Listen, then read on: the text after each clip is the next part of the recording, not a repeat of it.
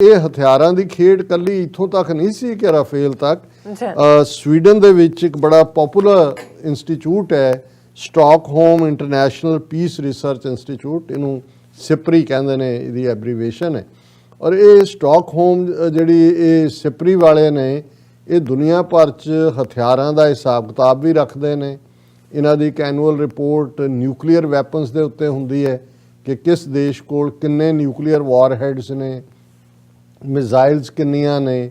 ਔਰ ਇਹ ਕਿਉਂਕਿ ਸਵੀਡਨ ਦਾ ਰੋਲ ਔਰ ਇਹ ਸਟਾਕਹੋਮ ਇੰਸਟੀਚਿਊਟ ਦਾ ਕਾਫੀ ਹੱਦ ਤੱਕ ਐਜ਼ ਏ ਪੀਸ ਮੇਕਰ ਹੈ, ਇਸ ਗੱਲ ਨੂੰ ਯਕੀਨੀ ਬਣਾਉਂਦੇ ਨੇ ਕਿ ਦੁਨੀਆ ਦੇ ਵਿੱਚ ਇਹ ਜਿਹੜਾ ਸਪਰੈਡ ਨਾ ਹੋਏ, ਆਪਸੀ ਟਕਰਾਅ, ਵੈਪਨਸ ਦੂਜੇ।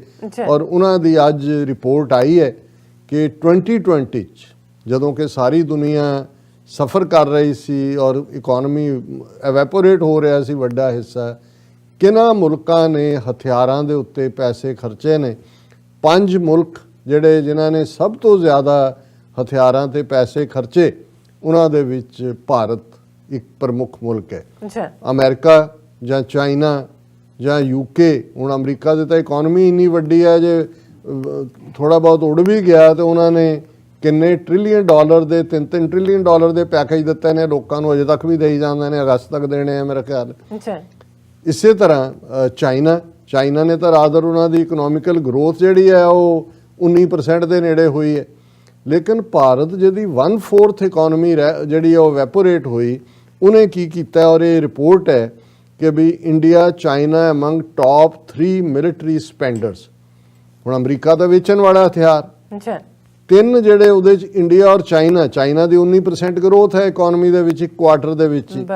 ਹੁਣ ਉਹਨਾਂ ਨੇ ਕਿਹਾ ਜੀ, despite the COVID-19 pandemic, the military spending across the world rose to $1,981 billion in 2020, registering an increase of 2.6% as compared with figures for 2019.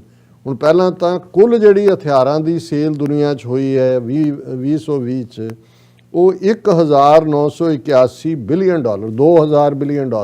ਇਹਦਾ ਮਤਲਬ ਹੈ ਵੀ ਇੱਕ ਪਾਸੇ ਵਿਚਾਰੇ ਆਮ ਲੋਕ ਤਰਾਹ ਕਰ ਰਹੇ ਨੇ। ਹੁਣ ਜਿਹੜੇ ਨੇ, ਔਰ ਇਹ ਜਿਹੜੇ 5 ਵੱਡੇ ਸਪੈਂਡਰ ਨੇ, ਇਹ 62% ਗਲੋਬਲ ਮਿਲਟਰੀ ਐਕਸਪੈਂਡੀਚਰ ਉਹਨਾਂ ਦਾ ਹੈ। ਇਹਨਾਂ 'ਚ ਜ਼ਾਹਰ ਹੈ ਯੂਨਾਈਟਿਡ ਸਟੇਟਸ ਹੈ, ਚਾਈਨਾ ਹੈ, ਇੰਡੀਆ ਹੈ, ਰਸ਼ੀਆ ਐਂਡ ਯੂਨਾਈਟਿਡ ਕਿੰਗਡਮ।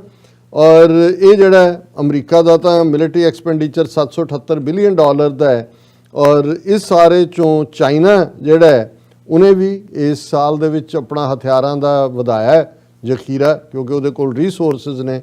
ਪਰ ਜੇ ਗੱਲ ਅਸੀਂ ਭਾਰਤ ਦੇ ਹਵਾਲੇ ਨਾਲ ਕਰੀਏ ਤਾਂ ਫਿਰ ਇਸ ਰਿਪੋਰਟ ਦੇ ਮੁਤਾਬਕ, ਔਰ ਇਸ ਰਿਪੋਰਟ ਦਾ ਨਾਂ ਹੈ ਟ੍ਰੈਂਡਸ ਇਨ ਵਰਲਡ ਮਿਲਟਰੀ ਐਕਸਪੈਂਡੀਚਰ 2020, ਕਿ ਵੀ ਕੀ ਟ੍ਰੈਂਡ ਨੇ।